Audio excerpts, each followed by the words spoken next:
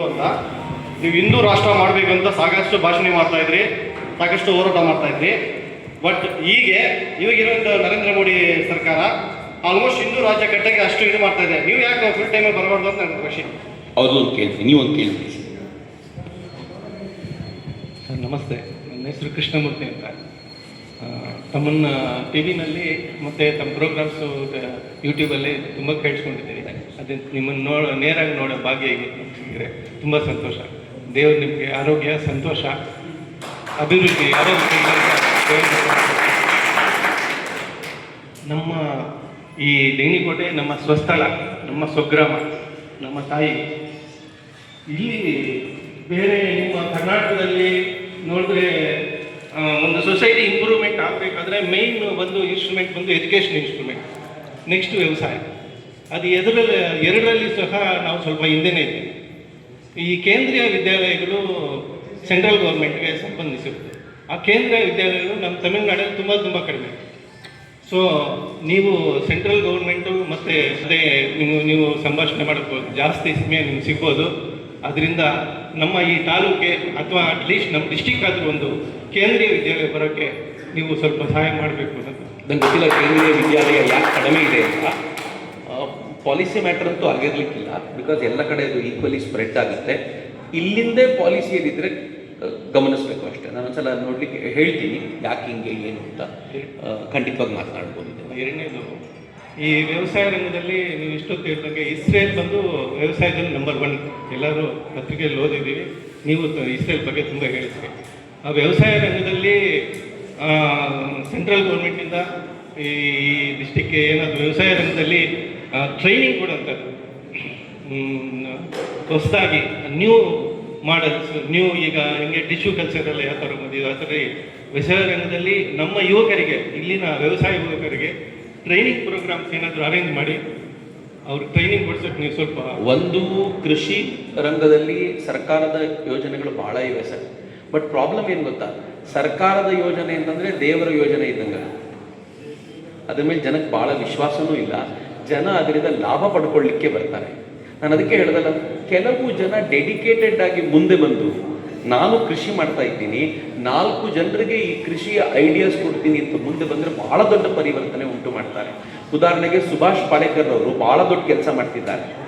ಕರೆಸೋದು ನಮಗೆ ದೊಡ್ಡ ಕೆಲಸ ಆಗಬಾರ್ದು, ನಾವು ಪ್ರಯತ್ನ ಪಡಬೇಕು ಅಷ್ಟೇ. ಸರ್ಕಾರದ ಯೋಜನೆ ಅಂದ ತಕ್ಷಣ ಪ್ರಾಬ್ಲಮ್ ಇಷ್ಟೇ ಸರ್, ಸಿಲೆಬಸ್ನಲ್ಲಿ ಶಿವಾಜಿ ಮಹಾರಾಜರನ್ನ ಹಾಕಿದರೆ ನಮ್ಮ ಮಕ್ಕಳು ಶಿವಾಜಿ ಮಹಾರಾಜರನ್ನು ಬೈಕೋತಾರೆ. ಯಾಕೆ ಬೈಕೋತಾರೆ ಅಂದರೆ ಎಕ್ಸಾಮಲ್ಲಿ ಏನು ಪ್ರಶ್ನೆ ಕೇಳ್ಬಿಡ್ತಾರೆ ಅಪ್ಪನ ಬಗ್ಗೆ ಅಂತ. ಆದರೆ ನಾವು ಕತೆ ಹೇಳಿದರೆ ಮಕ್ಕಳು ಬಹಳ ಚಂದ ಕೇಳಿಸ್ತಾರೆ. ಶಿವಾಜಿ ಮಹಾರಾಜರು ಏನು ಅದ್ಭುತ ಅಲ್ವಾ.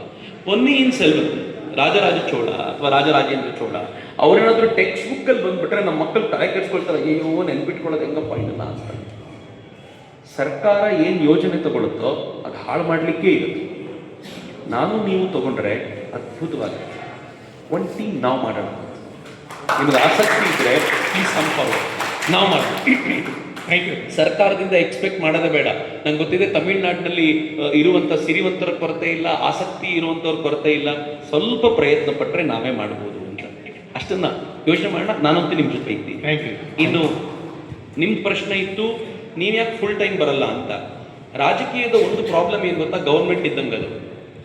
ನಾನು ಯಾವತ್ತು ರಾಜಕೀಯದ ಕೋಟ್ ಹಾಕ್ಕೊಳ್ತೀನೋ ಅವತ್ತು ನೀವು ನನ್ನ ಅನುಮಾನದಿಂದ ನೋಡ್ತಿರೋ, ಇವ್ರು ಯಾರೋ ಕ್ಯಾಂಡಿಡೇಟ್ ಇದ್ದಾರೆ ಕಣ ಅದಕ್ಕೆ ಬಂದಿಲ್ಲ ಅಂತ. ನಾನು ಪ್ರಾಮಾಣಿಕತೆಯಿಂದ ಸಮಾಜದ ಕೆಲಸ ಮಾಡಬೇಕು ಅಂತಿರೋದು.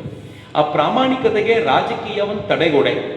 ನನಗೆ ನನ್ನ ಸಮಾಜದ ನಡುವೆ ಕೆಲಸ ಮಾಡುವಾಗ, ತರುಣರ ನಡುವೆ ಕೆಲಸ ಮಾಡುವಾಗ ನನ್ನನ್ನು ಕರ್ನಾಟಕದ ಜನ ಒಪ್ಕೊಳ್ತಾರೆ. ಯಾಕೆ ಅಂತಂದರೆ 25 ವರ್ಷದಿಂದ ಚಪ್ಪಲಿ ಸೌಸಿದಾನೆ, ಒಂದು ದಿನ ಟಿಕೆಟ್ ಕೊಡುವಂಥ ಒಬ್ಬ ರಾಜಕಾರಣಿ ಮುಂದೆ ನಿಂತಿಲ್ಲ. ಅವನ ಬಗ್ಗೆ ಹೆಮ್ಮೆ ಇದೆ ಅಂತ ನನಗೂ ಭಾಳ ಪ್ರೌಡ್. ಯಾವತ್ತಾದರೂ ಅಪ್ಪಿತಪ್ಪಿ ಒಬ್ಬನೇ ಕೂತಾಗ ನನಗೂ MLA ಆಗಬೇಕು ಅಂತ ಮನಸ್ಸಿಗೆ ಬಂದ್ಬಿಟ್ರೆ, ಅಪ್ಪಿತಪ್ಪಿ ಬಂದ್ಬಿಟ್ರೆ ನಾನು ಮುಂದಿನ 1 ವಾರಗಳ ಕಾಲ ನಾನು ಪ್ರಾಯಶ್ಚಿತ್ತ ಮಾಡ್ಕೋತೀನಿ. ಇಂಥದ್ದೊಂದು ಥಾಟ್ ನನ್ನ ಮನಸ್ಸಿಗೆ ಬಂದ್ಬಿಡುತ್ತಲ್ಲ, ಬರಬಾರ್ದಾಗಿತ್ತಲ್ಲ, ಯಾಕೆ ಬಂತು, ನನಗೆ ನಾನೇ ಪ್ರಾಯಶ್ಚಿತ್ತ ಮಾಡ್ಕೊಳ್ತೀನಿ. ಯಾಕೆ ಪ್ರಾಯಶ್ಚಿತ್ತ ಮಾಡ್ಕೊಳ್ತೀನಿ ಅಂತಂದರೆ ಸಮಾಜ ನಂಬುತ್ತಲ್ಲಪ್ಪ, ಈ ಹುಡುಗ ಇಷ್ಟಾದರೂ ಕೇಳಲಿಲ್ಲ ಅಂತ. ನಾನು ನಿಮ್ಗೆ ಒಂದೇ ಒಂದು ಮಾತು ಹೇಳಬೇಕೇನು ಅಂತಂದರೆ, ನನ್ನ ಮೇಲೆ ಯಾಕೆ ವಿಶ್ವಾಸ ಇದೆ ಅಂತಂದರೆ, ನನ್ನನ್ನೆಲ್ಲರೂ ಹೇಳ್ತಾರೆ ನರೇಂದ್ರ ಮೋದಿಯವ್ರಿಗೆ ಹತ್ತಿರ ಚಕ್ರವರ್ತಿ, BJP ಅವರಿಗೆ ಹತ್ತಿರ, ಮಿನಿಸ್ಟ್ರಿಗಳಿಗೆ ಹತ್ತಿರ ಅಂತ. ಆದರೆ ಆಶ್ಚರ್ಯದ ಸಂಗತಿ ಹೇಳಲ್ಲ, ಕರ್ನಾಟಕದಲ್ಲಿ ನಾನು BJP ಹೊಸ ಕಾರ್ಯಾಲಯಕ್ಕೆ ಅದಾಗೋದು 8 ವರ್ಷ ಆಗಿರ್ಬೋದು, ಇದುವರೆಗೂ 2 ಸಲ ಹೋಗಿದ್ದೀನಿ. 2 ಸಲ ಒಂದು ಕಾರ್ಯಕ್ರಮವನ್ನು ಅಡ್ರೆಸ್ ಮಾಡ್ಲಿಕ್ಕೆ ಹೋಗಿದ್ದೀನಿ ಬಿಟ್ಟರೆ ನಾನಾಗಿ ಮತ್ತೊಂದು ಸಲ ಹೋಗಲಿಲ್ಲ. ಇದು ನನ್ನ ಧೈರ್ಯವಾಗಿದೆ. ಹೀಗಿರೋದ್ರಿಂದ ಒಂದು ಪ್ರೀತಿ ಇದೆ, ಒಂದು ವಿಶ್ವಾಸ ಇದೆ. ಅವ್ರು ಹೇಳಿದ್ರಲ್ಲ, ನಿಮಗೆ ಆಯಸ್ಸು, ಆರೋಗ್ಯ, ಆನಂದ ಎಲ್ಲ ಭಗವಂತ ಕೊಡಲಿ ಅಂತ. ಒಬ್ಬ MLA ಹಿಂಗೆ ಹೇಳಲ್ಲ ರೀ, ಆದರೆ ಒಬ್ಬ ಸಾಮಾಜಿಕ ಕಾರ್ಯಕರ್ತನಿಗೆ ಹೇಳ್ತಾರೆ. ಯಾಕೆಂದರೆ ಈ ಹುಡುಗನ ಮೇಲೆ ಒಂದು ವಿಶ್ವಾಸ ಇದೆ ಅಂತ. ಆ ವಿಶ್ವಾಸವನ್ನು ಕಳ್ಕೊಂಡು ನಾನೇನೋ ಗಳಿಸ್ಕೊಳ್ಳಿಕ್ಕೆ ಇಷ್ಟಪಡೋದಿಲ್ಲ. ಆದರೆ ನರೇಂದ್ರ ಮೋದಿ ಅವರು ಏನು ಮಾಡ್ಲಿಕ್ಕೆ ಹೊರಟಿದ್ದಾರೋ ಅದಕ್ಕೊಬ್ಬ MLA ಮಾಡ್ಬೋದಾದಕ್ಕಿಂತ, MP ಮಾಡ್ಬೋದಾದಕ್ಕಿಂತ ಗ್ರೌಂಡ್ ಲೆವೆಲಲ್ಲಿ ಹೆಚ್ಚು ಪ್ರೇರಣೆ ಮಾಡ್ತೀನಿ ಅನ್ನೋಂಥ ವಿಶ್ವಾಸ. ಅಷ್ಟೊಂದು ಹೆಮ್ಮೆ ಇದೆ. ನಮಸ್ತೆ, ನಮಸ್ಕಾರ. ನನ್ನ ಹೆಸರು ಶ್ವೇತಾ ಶಕುಂತಳ ಅಂತ. ಡೆಕನಿಕೋಟೆಯ ಎಲ್ಲ ಅಣ್ಣ ತಮ್ಮಂದಿರ ಮತ್ತು ಈ ಊರಿನ ಪ್ರಜೆಗಳ ಪರವಾಗಿ ನಿಮಗೆ ಸ್ವಾಗತ. ತುಂಬ ಒಂದು ಒಳ್ಳೆಯ ದಿನ, ಇಲ್ಲಿಗೆ ನೀವು ಭೇಟಿ ನೀಡಿದ್ದೀರ, ಸಂತೋಷ ಎಲ್ಲರ ಪರವಾಗಿ ಮತ್ತು ದೇವರ ಪರವಾಗಿ. ನಂದು ಒಂದು ಕ್ವಶನ್ ಇದೆ ಅಣ್ಣ. ಈಗ ಇಷ್ಟೊತ್ತು ಇಸ್ರೇಲ್ ಬಗ್ಗೆ ಎಲ್ಲ ಮಾತಾಡಿದ್ರೆ, ಇಸ್ರೇಲ್ ಅನ್ನೋ ಪುಟ್ಟ ದೇಶ, ಅದು ಭೂಪಟದಲ್ಲಿ ಇಲ್ಲದೇ ಇರುವಂತಹ ಒಂದು ದೇಶವನ್ನು ಅವರು ಕಟ್ಟೋದಕ್ಕೆ ದೇಶಭಕ್ತಿ ಅನ್ನೋದೇ ಒಂದೇ ಕಾರಣ. ಅದೇ ರೀತಿ ಈ ಹನಿ ನೀರಾವರಿ ಇರ್ಬೋದು, ಅದನ್ನು ಕೃಷಿ ಇದಕ್ಕೆ ಡ್ರಿಪ್ ಪದ್ಧತಿನ ಅದರಿಂದ ಇದ್ದು ಬರಡಾಗಿದ್ದಂತಹ ಒಂದು ಭೂಮಿಯನ್ನು ಇಸ್ರೇಲಿಯನ್ರು ಅದು ಒಂದು ವ್ಯವಸಾಯದ ತುಂಬ ಇದನ್ನು ಅವರು ತಗೊಬಂದರು ನಮ್ಮ ದೇಶದಲ್ಲಿ. ಆದರೆ ಅವರಲ್ಲಿದ್ದಿದ್ದು ಈಗ ಕಾಲೇಜಲ್ಲಿ ಕೆಲಸ ಮಾಡೋ ಒಂದು ಪ್ರೊಫೆಸರ್ ಇರ್ಬೋದು ಅಥವಾ ಡಾಕ್ಟರ್ಸ್ ಇರ್ಬೋದು, ಬೇರೆ ಯಾವುದೇ ಒಂದು ವೃತ್ತಿ ಜೀವನದಲ್ಲಿ ಅವ್ರು ಏನೇ ಕೆಲಸ ಮಾಡ್ತಿದ್ರು ಅವರು ಬೆಳಗ್ಗೆ ಟೈಮ್ ಬಂದು ಅವರ ಅಫಿಷಿಯಲ್ ಕೆಲಸ ಇರ್ಬೋದು, ಪರ್ಸನಲ್ ಕೆಲಸ ಇರ್ಬೋದು, ಅದು ಮಾಡ್ತಿರ್ತಾರೆ. ಮತ್ತು ಸಂಜೆ ಮತ್ತು ಬೆಳಗ್ಗೆ ಆ ಟೈಮಲ್ಲಿ ಬಂದು ಗಡಿ ಕಾಯುವ ಜಾಗದಲ್ಲಿ 2 ಅವರ್ಸು ಅವರು ಟೈಮ್ ಕೊಡ್ತಾರೆ ಅಂತ ಕೇಳಿದ್ದೀನಿ. ಈವನ್ ಮನೇಲಿರೋ ಹೌಸ್ ವೈಫ್ ಸಮೇತ ಬಂದು ದೇಶ ಕಾಯಕ್ಕೆ ಹೋಗ್ತಾರೆ ಅನ್ನೋದನ್ನ ನಾನು ಕರ್ನಾಟಕದಲ್ಲಿ ಈ ರಾಷ್ಟ್ರಭಕ್ತಿ ದೇಶ, ಅದಕ್ಕೆ ಇಲ್ಲಿ ಆ ಥರ ಮಾಡಬೇಕಂದ್ರೆ ಯಾವ ಥರ ಅಳವಡಿಸ್ಕೋಬೇಕು? ನಮ್ಮಲ್ಲಿ ಪ್ರತಿಯೊಬ್ಬರು ದೇಶ ಕಾಯಕ್ಕೆ ಹೋಗ್ಬೇಕು. ಅರ್ಥ ಆಯ್ತು. 140 ಕೋಟಿ ಜನಸಂಖ್ಯೆ ಇರುವ ದೇಶದಲ್ಲಿ 140 ಕೋಟಿ ಜನರನ್ನ ಗಡಿಗೆ ಕಳಿಸೋದು ಸಾಧ್ಯವಾ? Not possible. ಗಡಿಗೆ ಕಳಿಸೋದಿರಲಿ, ಒಬ್ಬೊಬ್ಬರ ಕೈಯಲ್ಲಿ ಒಂದು ಪಿಸ್ತೂಲ್ ಕೊಡಿಸೋದು ಸಾಧ್ಯ ಆಗೋದಿಲ್ಲ. AK-47 ದೂರದ ಮಾತು, ಸಾಧ್ಯವಾಗೋದಿಲ್ಲ. ಹೀಗಾಗಿ ಎಲ್ಲರನ್ನೂ ಸೈನಿಕರನ್ನಾಗಿ ಮಾಡಬೇಕು ಎನ್ನುವುದು 148 ಕೋಟಿ ಇರುವಂಥ ಭಾರತೀಯ ರಾಷ್ಟ್ರಕ್ಕೆ ಸೂಟ್ ಆಗುವಂಥ ಸಂಗತಿಯಲ್ಲ. ಇದು ಮೊದಲನೇದು. ಎರಡನೇದು, ಪ್ರತಿಯೊಂದು ರಾಷ್ಟ್ರದ ಪ್ರಾಬ್ಲಮ್ಮು ರಾಷ್ಟ್ರದ ಸೊಲ್ಯೂಷನ್. ಆ ರಾಷ್ಟ್ರಕ್ಕೆ ಏನು ಪ್ರಾಬ್ಲಮ್ ಇದೆ ಅನ್ನೋದ್ರ ಮೇಲೆ ಸೊಲ್ಯೂಷನ್ ಹುಡುಕುತ್ತೆ. ಈಗ ಅಲ್ಲಿ ಡ್ರಿಪ್ ಇರಿಗೇಷನ್ ಯಾಕೆ ಬಂತು ಅಂತಂದರೆ ಮರುಭೂಮಿ ಅಲ್ಲ, ಅವರಿಗೆ ಒಂದೊಂದು ಹನಿ ನೀರು ಇಂಪಾರ್ಟೆಂಟ್. ನಮ್ಮಲ್ಲಿ ನೀವು ನದಿಗಳು ಈ ಥರ ಹರಿತವೆ ಸಾರ್ ಅಂತ ಹೇಳಿ ಡ್ರಿಪ್ ಇರಿಗೇಷನ್ ಹೋಗ್ರಿ, ಬೇಕಾದಷ್ಟು ನೀರಿದೆ, ನಾನು ಯಾಕೆ ಪೈಪಿಂಗ್ ಮಾಡ್ಕೊಳ್ಳಿ ಅಂತ ಕೇಳ್ಕೊಳ್ತಾನೆ. ಇರೋದಂಗೆ ನನಗೆ ಭಾಳ ಆಶ್ಚರ್ಯದ ಸಂಗತಿ ಹೇಳಿದ್ರು ರೈತರು ಭಾಳ ಜನ ಅಂತ ಅನ್ಸತ್ತೆ.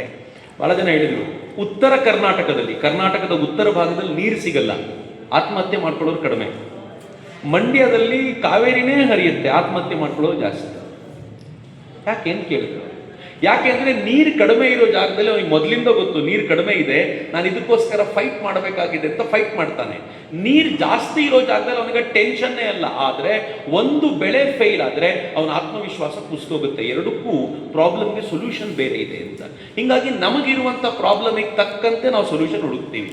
ಈಗ ತಮಿಳುನಾಡಿನಲ್ಲಿ ಹೊಟ್ಟೆ ತುಂಬಿದೆ, ಕರೆಂಟ್ ಫ್ರೀ ಇದೆ, ನಿಮಗೆ ಅಕ್ಕಿ ಫ್ರೀ ಕೊಡ್ತಾರೆ, ನಿಮಗೆ TV ಕೊಡ್ತಾರೆ, ಎಲೆಕ್ಷನ್ ಬಂದಮೇಲೆ ಫ್ರಿಡ್ಜ್ ಫ್ರೀ ಕೊಡ್ತಾರೆ, ನಿಮ್ಗೆ ತಿಂಗಳಿಗೆ ಇಷ್ಟು ದುಡ್ಡು ಎಲ್ಲ ಕೊಟ್ಟ ಮೇಲೆ ಇನ್ನೇನಿದೆ ಕೆಲಸ? ಬೇರೆಯವ್ರ ಮೇಲೆ ಕಲ್ಲು ಹೊಡೆಯುತ್ತೆ. ನಮ್ಮ ಪ್ರಾಬ್ಲಮ್ ಬೇರೆ ಇದೆ. ಎಲ್ಲೆಲ್ಲಿ ಪ್ರಾಬ್ಲಮ್ ಈ ಥರ ಸಾಲ್ವ್ ಆಗುತ್ತೆ ಅಲ್ಲಿ ಬೇರೆ ಏನೋ ಪ್ರಾಬ್ಲಮ್ ಶುರುವಾಗುತ್ತೆ.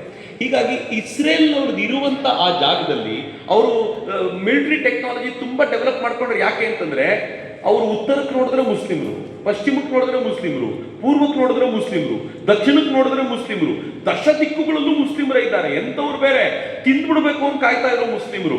ಅವರನ್ನು ಎದುರಿಸಲಿಕ್ಕೆ ಮಿಲಿಟರಿ ಟೆಕ್ನಾಲಜಿ ಡೆವಲಪ್ ಮಾಡಲೇಬೇಕು. ನಾವು ಡೆವಲಪ್ ಮಾಡ್ಕೊಂಡ್ವಿ. ಈಗ ಯಾಕೆ ಅಂತಂದರೆ ಬರೀ ಪಾಕಿಸ್ತಾನ ಇದ್ದರೆ ಇಷ್ಟು ಡೆವಲಪ್ ಆಗ್ತಿರ್ಲಿಲ್ಲ. ಚೀನಾ ಡೆವಲಪ್ ಆಗ್ತಾ ಇದೆ, ಇದು ಯಾವತ್ತಿದ್ರೂ ಡೇಂಜರು ಅಂತ ನಾವು ಡೆವಲಪ್ ಮಾಡ್ಕೊಂಡ್ವಿ ಅಂತ. ನಿಮ್ಗೆ ಯಾವ ಥರದ ಪ್ರಾಬ್ಲಮ್ ಬರುತ್ತೋ ಆ ಥರದ ಸೊಲ್ಯೂಷನ್ಗೆ ಆಯಾ ದೇಶ ಸಜ್ಜಾಗುತ್ತೆ.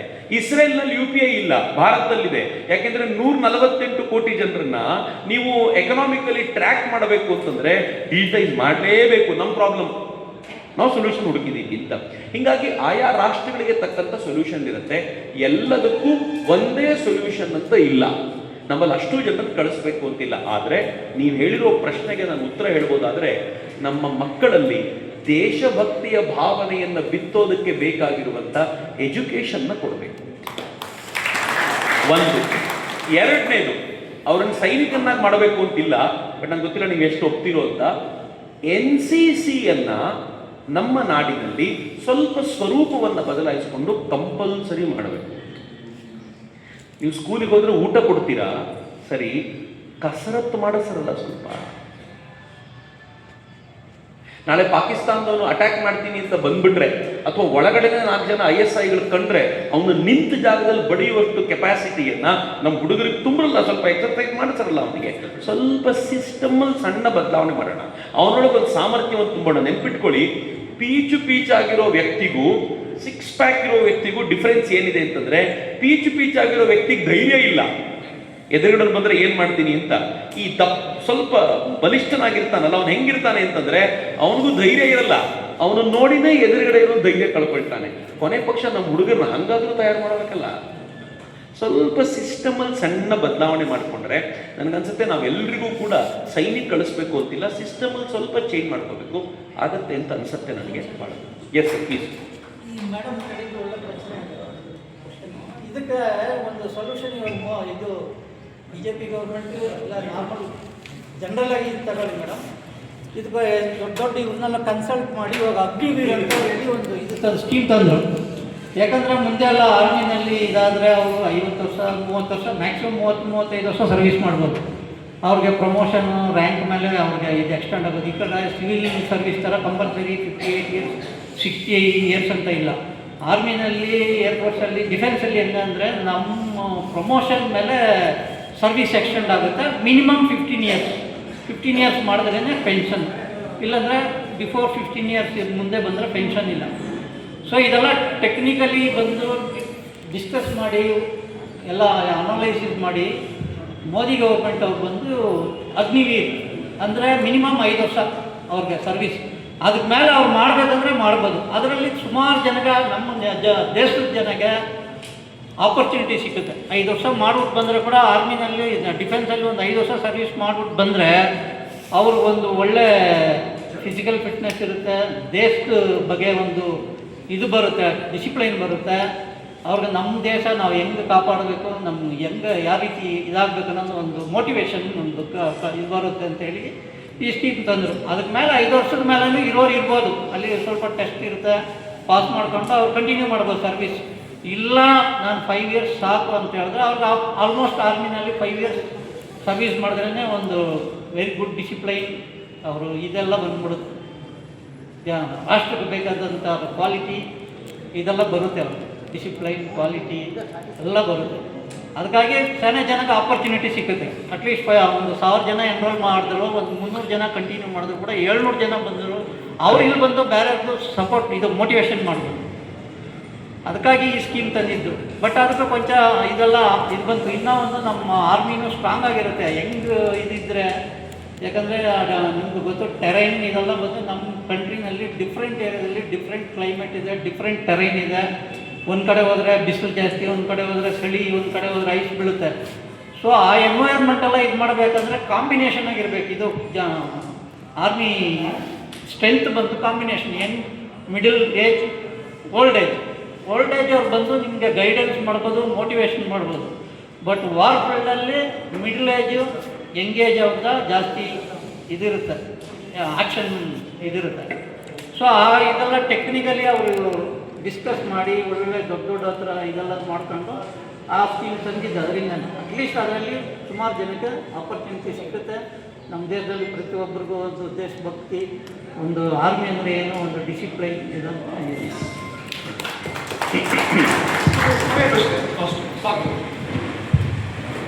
ಜಿ, ನನ್ನ ಹೆಸರು ರಂಗನಾಥ್ ಅಂತ. 15 ವರ್ಷದಿಂದ ವ್ಯವಸಾಯ ಸಂಘದಲ್ಲಿದ್ದೀನಿ. ಕ್ವಶನ್ ಪವರ್ ನಿಮ್ಮ ಕೈಲಿದೆ. ಅವರು ರೈತರ ಬಗ್ಗೆ ಕೇಳಿದ್ರು, ಇಲ್ಲಿ ರೈತರು ಏನು ಮಾಡ್ತಾ ಇಲ್ಲ ಅಂತ.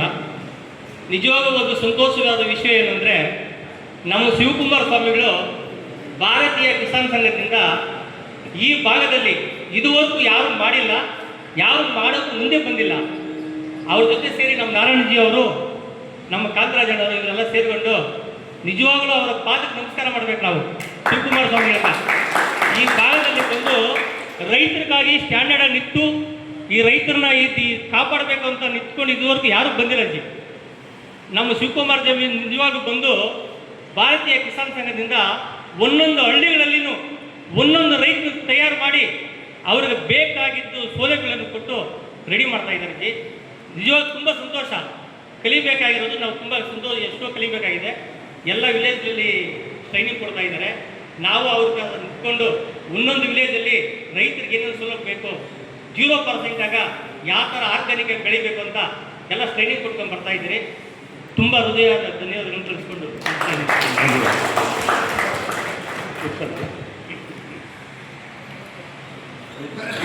ಈಗ ಕಾರ್ಯಕ್ರಮ ಮುಖ್ಯವಾಗಿ ನಮ್ಮ ಹಿರಿಯ ಕಲಾವಿದರನ್ನು ಗೌರವಿಸಬೇಕು ಅಂತ ಇನ್ನೊಂದು 5 ನಿಮಿಷ ಟೈಮ್ ತಗೊಳ್ತೀನಿ. ದಯವಿಟ್ಟು ಎಲ್ಲರೂ ಕೂಡ ನಮ್ಮ ಈ ಕಲೆ ಮತ್ತು ಸಂಸ್ಕೃತಿಯನ್ನು ಉಳಿಸುವಂಥ ನಮ್ಮ ನಾಟಕ ಇರ್ಬೋದು, ಭಜನೆ ಇರ್ಬೋದು, ಈ ರೀತಿ ನಮಗೆ ನಮ್ಮ ಮಕ್ಕಳಿಗೆ ನಮಗೆ ಒಂದು ಸಂಸ್ಕೃತಿಯನ್ನು ಕೊಡ್ತಾ ಇರುವಂಥವ್ರು ನಮ್ಮ ಅಣ್ಣನ ಜೊತೆಯಲ್ಲಿ ಅಣ್ಣನ ಕಡೆಯಿಂದ ಅವರಿಗೆ ಒಂದು ಗೌರವವನ್ನು ಸಲ್ಲಿಸಬೇಕು ಅಂತೇಳಿ ಕೆಲವು ಹಿರಿಯರನ್ನು ಕರೆದಿದ್ದೀವಿ. ಅವ್ರ ಎಲ್ಲರೂ ಇದ್ದು ಅವ್ರನ್ನ ಪ್ರೋತ್ಸಾಹಿಸಿ ತಾವೆಲ್ಲರೂ ಕೂಡ ನಾವು ಇದನ್ನು ಆಲಿಸಬೇಕು ಅಂತೇಳಿ ಅಣ್ಣ ತುಂಬ ವಿಷಯಗಳು ಹೇಳಿದ್ರು. ಸುಮಾರು 10 ವರ್ಷಗಳಿಂದ ನಾವು ಡೆಗ್ನಿಕೋಟೆ ಭಾಗದಲ್ಲಿ ಇವ್ರ ಕಾರ್ಯಕ್ರಮ ಮಾಡಬೇಕು ಅಂತ ತುಂಬ ಕನಸು ಕಾಣ್ತಾ ಇದ್ವಿ. ಆದರೆ ಈಗ ರಾಜಕೀಯದ ಒಂದು ಕೋಡ್ ಆಫ್ ಕಂಡಕ್ಟ್ ಇರೋದ್ರಿಂದ ಹೆಚ್ಚಿನ ದೊಡ್ಡದಾಗಿ ಒಂದು ಕಾರ್ಯಕ್ರಮ ಮಾಡೋಕ್ಕಾಗ್ತಾ ಇಲ್ಲ. ನನಗನ್ಸುತ್ತೆ ಇವತ್ತಿನ ಕಾರ್ಯಕ್ರಮ ಪ್ರತಿಯೊಬ್ಬರು ಕೂಡ ಒಬ್ಬೊಬ್ಬರು 100 ಜನ ಕರ್ಕೊಬಂದು ಎಲೆಕ್ಷನ್ ಆದಮೇಲೆ ಒಂದು ಅದ್ಭುತವಾದಂಥ ಕಾರ್ಯಕ್ರಮವನ್ನು ನಮ್ಮ ಭಾಗದಲ್ಲಿ ಮಾಡ್ಬೋದು ಅಂತ ನಾನು ನಂಬಿಕೆ ಇಟ್ಟಿದ್ದೀನಿ. ಮಾಡ್ಬೋದಾ? ಆ ನಂಬಿಕೆ ನನಗಿದೆ. ಹಾಗಾಗಿ ಅಣ್ಣ ಹೇಳ್ತಾ ಇದ್ರು ಯಾವಾಗಲೂ ಕೂಡ ನಮ್ಮ ಊರಲ್ಲಿ ನಾವು ಬದಲಾವಣೆ ತಂದಿಲ್ಲ ಅಂದರೆ ಬೇರೆ ಎಲ್ಲೂ ತರೋಕ್ಕಾಗೋದಿಲ್ಲ. ದೇಶದಲ್ಲಿ ಬದಲಾವಣೆ ಬಗ್ಗೆ ಯೋಚನೆ ಮಾಡ್ತೀವಿ, ನಮ್ಮ ಊರನ್ನ ನಾವು ಮರೆತು ಬಿಟ್ಟಿರ್ತೀವಿ ಅಂತ. ಹಾಗಾಗಿ ನಮ್ಮ ಊರಿಂದ ಶುರು ಮಾಡಿ ನಾವು ದೇಶದ ಕಡೆ ಹೊರಡೋಣ. ಹಾಗಾಗಿ ತಾವೆಲ್ಲರೂ ಕೂಡ ಒಂದು 5 ನಿಮಿಷ ಇದ್ದು ಹಿರಿಯ ಕಲಾವಿದರನ್ನ ಗೌರವಿಸಬೇಕು. ಹಾಗೆ ನಮ್ಮ ರತ್ನಕುಮಾರ ಸ್ವಾಮಿಗಳು ಅಣ್ಣನ ನಮ್ಮ ಚಕ್ರವರ್ತಿ ಸೂಲಿಬೆಲೆ ಅವರನ್ನ ಒಂದು ಗೌರವಿಸಬೇಕು ಅಂತೇಳಿ ನಾನು ಅವ್ರನ್ನ ವೇದಿಕೆ ಮೇಲೆ ಬರೋಕ್ಕೆ ಆಹ್ವಾನಿಸ್ತಾ ಇದ್ದೀನಿ.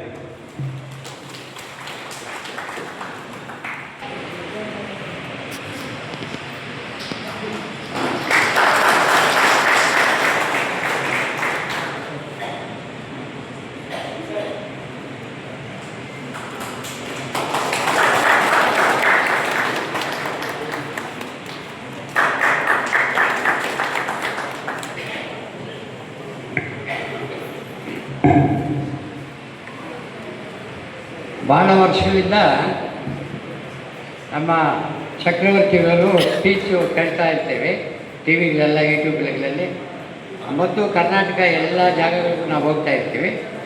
ಅದು ಕಲಿತು ಮಾತಾಡಿದ ಅವರು ಜ್ಞಾನದಲ್ಲಿ ಚಕ್ರವರ್ತಿಗಳು. ಒಂದು ರಾಜ್ಯಕ್ಕೆ ಚಕ್ರವರ್ತಿ ಆಗಬೇಕಾಗಿದ್ದಿಲ್ಲ, ಜ್ಞಾನದಲ್ಲಿ ಚಕ್ರವರ್ತಿಗಳು.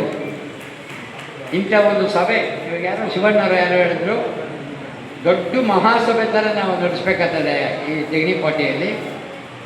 ನಾವು ಹಿಂದೂಗಳು ಹೆಂಗಿರಬೇಕು, ಯಾವ ಥರ ಇರಬೇಕು, ಯಾವ ರೀತಿ ನಡಿಬೇಕು, ನಮ್ಮ ಧರ್ಮನ ಹೆಂಗೆ ಕಾಪಾಡಬೇಕು ಅನ್ನೋ ವಿಷಯನೇ ನಾವು ಅವ್ರನ್ನ ಕೇಳಿ ತಿಳ್ಕೊಬೇಕು. ನೀವು ವ್ಯವಸಾಯ ಮಾಡೋದನ್ನು, ಮುನಗಡ್ಡಿ ಬೆಳೆಯೋದನ್ನು, ಇದು ವ್ಯವಸಾಯದಾರರಿಗೆ ನಿಮ್ಗೆ ಸಣ್ಣಾಗಿ ಟ್ರೈನಿಂಗ್ ಇದೆ. ಒಂದು ವ್ಯವಸಾಯದಾರರಿಗೆ ಸಣ್ಣಾಗಿ ಆಗಬೇಕಾದ್ರೆ ದುರಭ್ಯಾಸಗಳು ಬಿಡ್ರಿ. ಒಂದು ವ್ಯವಸಾಯದಾರನು ಕರೆಕ್ಟ್ಗೆ ಇರಲ್ಲ, ದುರಭ್ಯಾಸಗಳಿಗೆ ಎಲ್ಲ ಲಾಸ್ ಆಗ್ತಾ ಇದ್ದೀರಿ. ಒಂದು ದುರಭ್ಯಾಸ ಬಿಟ್ಟರೆ ಒಂದು ಹುಡುಗನ್ನ MBBS ಓದಿಸ್ಬೋದು. ಆ ಥರ ಚಕ್ರವರ್ತಿಯವರು ಅವರು ಪೊಲಿಟಿಕಲ್ ಬರಬೇಕಂತ ಹೇಳ್ಕೊಂಡ್ರೆ ಇಷ್ಟೊತ್ತಿಗೆ MP ರಾಜ್ಯಸಭಾ ಮಿನಿಸ್ಟರ್ ಆಗಿರೋರು. ಅಲ್ಲಿಗೆ ಹೋಗಬೇಕು ಅಂತ ಅವ್ರ ಸಂಕಲ್ಪ ಬಂದ. ಅವ್ರ ಮನೋಬಲ ಏನಂದ್ರೆ, ಈ ನಮ್ಮ ದೇಶದಲ್ಲಿ ಹಿಂದೂ ಸನಾತನ ಧರ್ಮವನ್ನು ಎಚ್ಚರಿಕೆ ಮಾಡಿ ಪ್ರತಿಯೊಬ್ಬರು, ಯಾವ ಕುಲ ಅಂತಲ್ಲ, ನಾವು ಕೇಳಿದಾಗ ಗುರುಕುಲ ಅಂತ ಹೇಳ್ಬೇಕಲ್ಲ, ನಾವೆಲ್ಲ ಗುರುಕುಲ ಅಷ್ಟೇ. ಅವ್ರು ಹೇಳೋದು ಅಷ್ಟೇ. ನೀವು ಒಬ್ಬರಿಗೆ ನಮ್ಮ ಗೌಡರಿಗೆ ಇದು ಸೀಟ್ ಕೊಡಿರತ್ತಂದ್ರೆ ರೆಡ್ಡಿಗೆ ಸಪೋರ್ಟ್ ಮಾಡಲ್ಲ. ಆ ವಿಷಯ ಭಾಳ ಚೆನ್ನಾಗಿ ಹೇಳಿದ್ರು ಅವರು. ಅಲ್ಲ, ಎಲ್ಲರೂ ಸೇರಿ ಐಕಮತ್ಯವಾಗಿ ಯಾರು ಧರ್ಮ ಪರಿಪಾಲನೆ ಮಾಡ್ತಾನೋ, ರಾಜ್ಯವನ್ನು ಕಾಪಾಡ್ತಾನೋ, ನಮ್ಮ ತಮಿಳುನಾಡು ರಾಜರಾಜ ಚೋಳನು, ರಾಜೇಂದ್ರ ಚೋಳನು, ವಿಜಯನಗರ ಸಾಮ್ರಾಜ್ಯ, ಎಲ್ಲ ಮಹಾನುಭಾವರನ್ನೆಲ್ಲ ಗಮನಕ್ಕೆ ತಂದುಬಿಟ್ರವರು. ಇವತ್ತು ಸಮಯ ಇದ್ದಿದ್ದು ಇನ್ನೂ ಸ್ವಲ್ಪ ಹೊತ್ತು ಕೇಳಬೇಕು ಅನಿಸ್ತಾರೆ. ಕೆಲವರು ಮಾತಾಡ್ತಾ ಇದ್ದರೆ ಕೂಗೊಂಟವಲ್ಲ ಅನ್ನೋ ಥರ ಇಲ್ಲ ಅನ್ನೋ ಥರ ಇರ್ತದೆ. ಅವರು ಮಾತಾಡಿಲೇ ಯಾಕೆ ನಿಲ್ಲಿಸ್ಬಿಟ್ರು ಅನ್ನೋ ಥರ ಇರ್ತದೆ. వెడలి వచ్చిన మాకు వేదామృతము కావలరా ನಾದ ಬ್ರಹ್ಮಾನಂದ ನಾರಾಯಣಕ ವ್ಯಕ್ತ ತಾತಯ್ಯನವರು ಇವತ್ತು ನಮ್ಮ ಚಕ್ರವರ್ತಿ ಸ್ವಾಮಿಗಳವರಿಗೆ ಈ ನಮ್ಮ ತೆಂಗಿನಕೋಟೆ ಹೊಸೂರು ಆನೇಕಲ್ ಎಲ್ಲ ತಾಲೂಕಿನಿಂದ ಡಿವೋಟಿಸ್ ಬಂದಿದ್ದೀರಿ. ತಮ್ಮೆಲ್ಲರ ಆಶೀರ್ವಾದದಿಂದ ಅವ್ರಿಗೆ ಸದಾ ದೀರ್ಘಾಯುಷನ್ನು ಜ್ಞಾನವನ್ನು ಭಗವಂತನ ಪೂರ್ಣ ಅನುಗ್ರಹವನ್ನು ಕೊಡಬೇಕಂತ ಪ್ರಾರ್ಥನೆ ಮಾಡ್ತಾ ಇದ್ದೀನಿ. ಜೈ ಶ್ರೀ. ಹಾಗೆ ಮಾಸ್ಟರ್ ವೀರಭದ್ರಪ್ಪನವರು ಹಾಗೂ ಜಯಕುಮಾರ್ ಅವರು ಹಾಗೂ ಮಾಸ್ಟರ್ ವೆಂಕಟಪ್ಪನವರು ಹಾಗೆ ನಾಗಭೂಷಣಮ್ನವರು ವೇದಿಕೆ ಮೇಲೆ ಬರಬೇಕು ಅಂತೇಳಿ ಪ್ರಾರ್ಥನೆ. ನಮ್ಮ ಈ ಬರೋ ಮಾರ್ಗದಲ್ಲಿ ತಪ್ಪು ಮಾರ್ಗದಲ್ಲಿ ಹೋಗ್ತಾ ಇರುವಂಥವ್ರನ್ನು ಕೂಡ ವಾರಕ್ಕೊಂದ್ಸರ್ತಿ ಕರ್ಕೊಬಂದು ಒಂದು ಕ್ಲಾಸಲ್ಲಿ ಕೂರಿಸ್ಕೊಂಡು ಅವ್ರಿಗೆ ಪಾಠ ಹೇಳ್ಕೊಟ್ಟು ರಾಮನಾಗಿ, ಕೃಷ್ಣನಾಗಿ, ದುರ್ಯೋಧನಾಗಿ, ದುಶ್ಯಾಸನಾಗಿ, ಭೀಮನಾಗಿ ಈ ರೀತಿ ನಾನಾ ರೀತಿಯ ವೇಷಗಳನ್ನು ಹಾಕಿ ಅವರಲ್ಲೂ ಕೂಡ ಈ ಕಲೆಯ ಬಗ್ಗೆ ಒಂದು ಉತ್ಸಾಹವನ್ನು ಕೊಟ್ಟು ಮಕ್ಕಳನ್ನು ಅವ್ರ ಜೊತೆಯಲ್ಲಿ ಕೂತ್ಕೊಂಡು ನೋಡುವಂತ ಈ ಒಂದು ಭಾಗ್ಯವನ್ನ ನಮ್ಮ ಹಳ್ಳಿಗಳಲ್ಲೂ ಕೂಡ ಅವರು ಕರುಣಿಸ್ತಾ ಇದ್ದಾರೆ. ಅವರಿಗೆ ಒಂದು ತಮ್ಮೆಲ್ಲರ ಪರವಾಗಿ ಜೋರಾಗಿ ಚಪ್ಪಾಳೆಯನ್ನು ಹೊಡೆದು ಗೌರವಿಸಬೇಕು ಅಂತೇಳಿ ಪ್ರಾರ್ಥನೆ.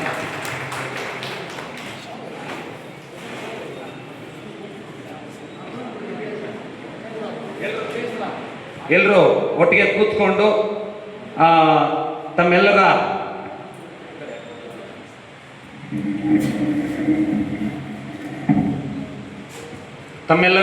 ಮುಂಭಾಗದಲ್ಲಿ ಆ ಹಿರಿಯ ಕಲಾವಿದರನ್ನ ಗೌರವಿಸಬೇಕು ಅಂತೇಳಿ ಪ್ರಾರ್ಥನೆ. ಹಾಗೆ ನಮಗೆ ತಬಲಾ ಮತ್ತು ಕೀಬೋರ್ಡ್ ಭಜನೆ ವಿದ್ವಾಂಸರು ಸಹ ಬಂದಿರ್ತಾರೆ, ಅವರು ಸಹ ವೇದಿಕೆ ಮೇಲೆ ಬರಬೇಕು ಅಂತೇಳಿ ಪ್ರಾರ್ಥನೆ.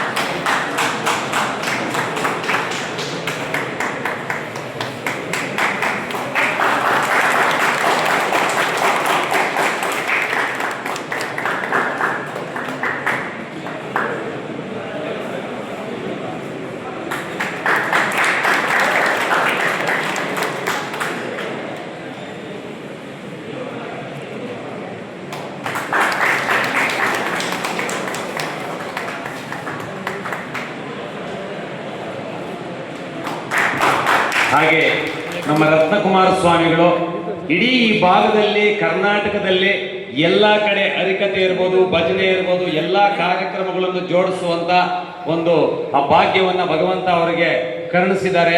ಈ ರೀತಿ ಧರ್ಮವನ್ನ ಉಳಿಸಿ ಈ ರೀತಿ ಕೇಸರಿ ಶಾಲನ್ನ ಪ್ರತಿಯೊಬ್ಬರ ಹೆಗಲ ಮೇಲೂ ಹಾಕುವಂತ ಭಾಗ್ಯ ಇಂದ ಕಾಲ ಅವರಿಗೆ ನಿರಂತರವಾಗಿ ಕೊಟ್ಟು ಯುವಕರನ್ನ ಒಂದು ಒಳ್ಳೆ ಧರ್ಮದ ಮಾರ್ಗದಲ್ಲಿ ಕರ್ಕೊಂಡು ಹೋಗ್ಲಿ ಅಂತೇಳಿ ಅವ್ರಿಗೂ ಸಹ ಒಂದು ಸಣ್ಣ ಸನ್ಮಾನವನ್ನು ಮಾಡಬೇಕು ಅಂತೇಳಿ ಪ್ರಾರ್ಥನೆ ಮಾಡ್ತೀನಿ.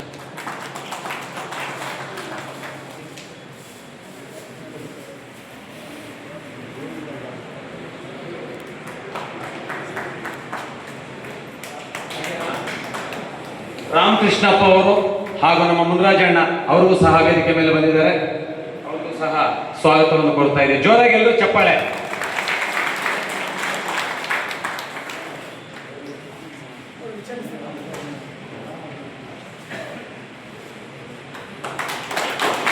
ಹಾಗೆ ಮುನ್ಸಾಮಣ್ಣವರು ಕೂಡ ವೇದಿಕೆ ಮೇಲೆ ಬರಬೇಕು ಅಂತ ಹೇಳಿ ಪ್ರಾರ್ಥನೆ.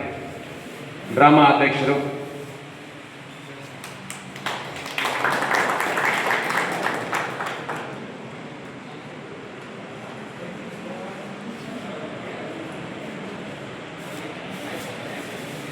ನಿಜವಾಗ್ಲೂ ಸುಮಾರು ಒಂದು 2 ವರ್ಷಗಳಿಂದ ನೆನೆಸ್ಕೊಳ್ತಾ ಇದ್ವಿ, ಆದರೆ ಸಮಯ ರಾಂಗ್ ಇದೆ. ಅವರಿಗೆ ಒಂದು ಸಣ್ಣ ಒಂದು ಗೌರವವನ್ನು ಸಲ್ಲಿಸಿ ತಮ್ಮೆಲ್ಲರ ಪರವಾಗಿ ಮತ್ತೊಂದು ಸಾರಿ ಅವರೆಲ್ಲರನ್ನು ಒಂದು ಸಂತೋಷ ಆಗ್ತಾ ಇದೆ. ಇನ್ನು ದೊಡ್ಡ ಕಾರ್ಯಕ್ರಮ, ಇಡೀ ಈ ಭಾಗದಲ್ಲಿರುವಂತ ಕಲಾವಿದರನ್ನೆಲ್ಲರನ್ನು ಕರೆದು ಒಂದು ದೊಡ್ಡ ಕಾರ್ಯಕ್ರಮ ಮಾಡಕ್ಕೆ ನಿಮ್ಮೆಲ್ಲರದ್ದು ಸಹಕಾರ ಬೇಕಾಗಿದೆ. ಹಾಗಾಗಿ ಅಣ್ಣನ್ನ ಚಕ್ರವರ್ತಿ ಅವರ ಅಣ್ಣನ ಕರ್ಕೊಂಡ್ಬಂದು ಈ ಕಾರ್ಯಕ್ರಮವನ್ನು ಅದ್ಭುತವಾಗಿ ಒಂದು 4-5 ಸಾವಿರ ಜನಗಳ ಮುಂದ್ಗಡೆ ಇದನ್ನು ಮಾಡಬೇಕು ಅಂತೇಳಿ ನಾವೆಲ್ಲರೂ ಸಂಕಲ್ಪ ಮಾಡಬೇಕು.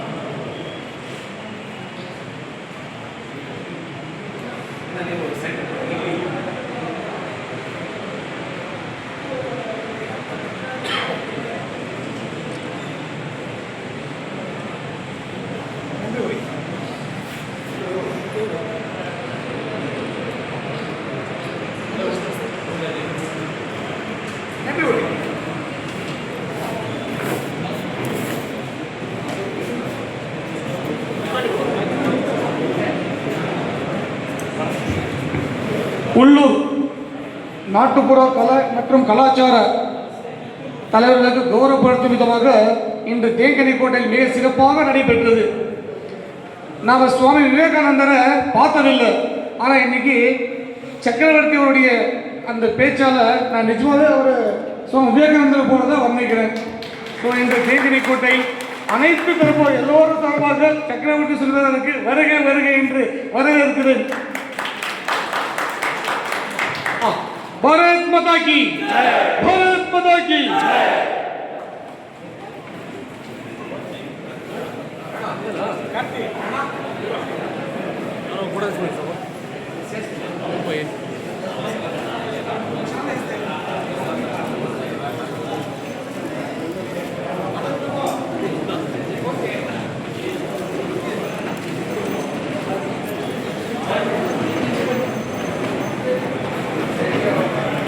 भारत माता की भारत माता की वंदे मातरम वंदे मातरम जय शिवाजी जय शिवाजी जय शिवाजी जय भवानी जय शिवाजी जय भवानी जय शिवाजी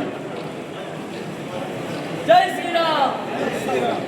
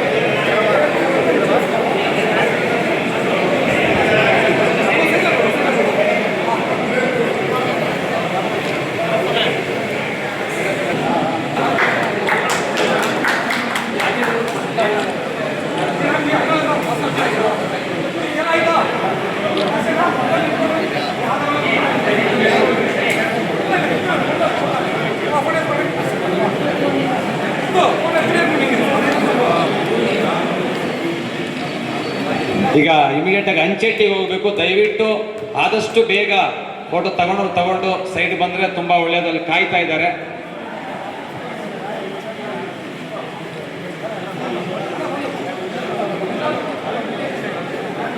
ಫೋಟೋ ತೆಗೆದು ಎಲ್ಲ ತೆಗೆದು